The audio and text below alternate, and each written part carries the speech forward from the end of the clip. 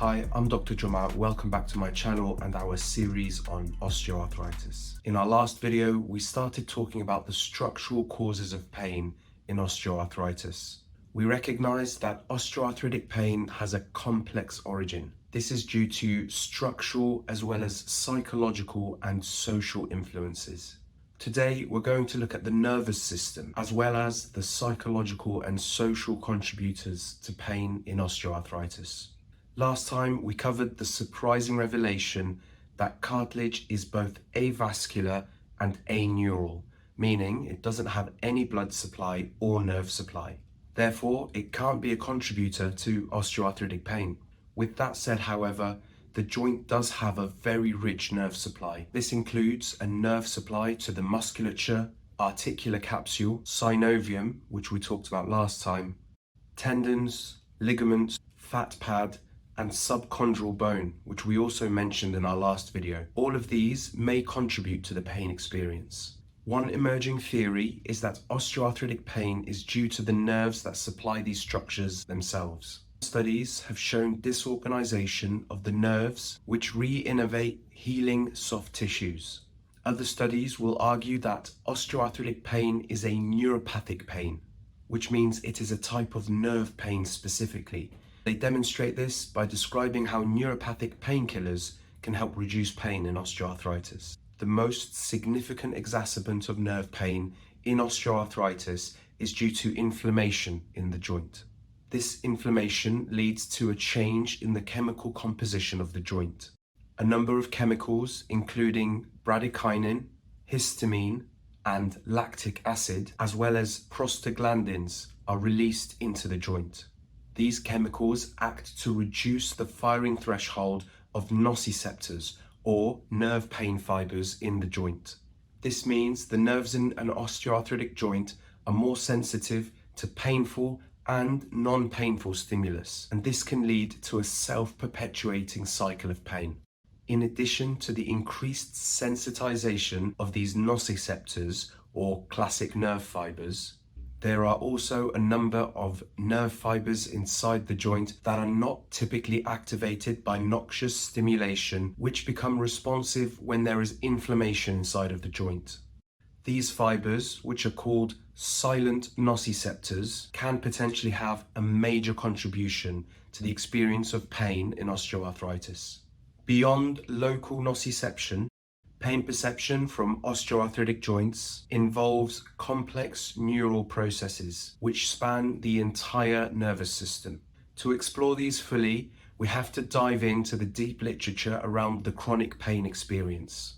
And this involves researching things like central sensitization, changes in pain modulatory mediators, and the concept of pain wind-up. These concepts are central to the modern understanding of chronic pain, and so we'll save them for a future video looking at just that. So far, we've just focused on the structural as well as the peripheral and central nervous system factors in the pain experience in osteoarthritis. It's time now to turn our attention to the highly influential psychological and social factors. A number of psychological traits have been shown to influence the pain experience in osteoarthritis.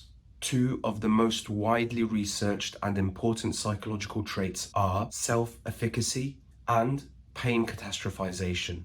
Self-efficacy is a term used to describe patients' confidence in their own ability to accomplish a desired task. Patients who have higher levels of this confidence or self-efficacy typically show higher pain thresholds, better short and long-term treatment outcomes, and much improved pain and psychological functioning at long-term follow-up, 4 years or longer. On the other hand, pain catastrophizing is a behavioral pattern where patients will focus upon and ruminate on their pain experience, and they often report feeling helpless to their pain experience.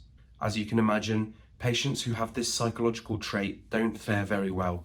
Sadly, they typically report much higher levels of psychological distress, physical disability, and exhibit far more pain-linked behaviors.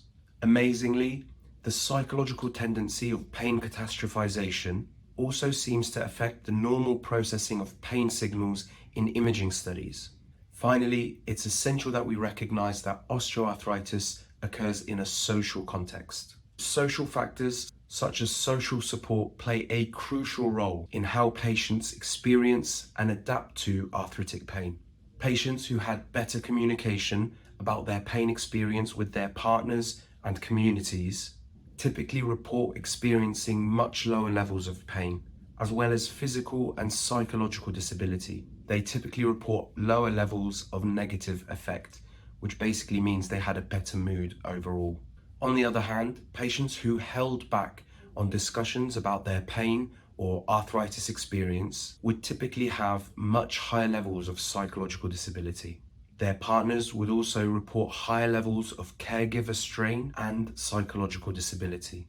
These findings highlight the essential importance of family and community care and support in osteoarthritic patients. It also shows how much of an impact good communication can have on the patient's pain experience and overall well-being, as well as on their caregivers and partners. In conclusion, in today's video, we covered the role of nerves, nociception, and the crucial role of inflammation in provoking pain signals in osteoarthritis. Beyond that, we discussed how a comprehensive understanding of osteoarthritis and the pain experience requires an understanding of the psychological and social factors which make up a patient's experience. Managing osteoarthritis requires a holistic approach to the patient. Doctors who address the multifaceted nature of pain in osteoarthritis and other chronic pain conditions can hope to pave the way for more effective and targeted interventions, ultimately improving the patient's symptoms and quality of life.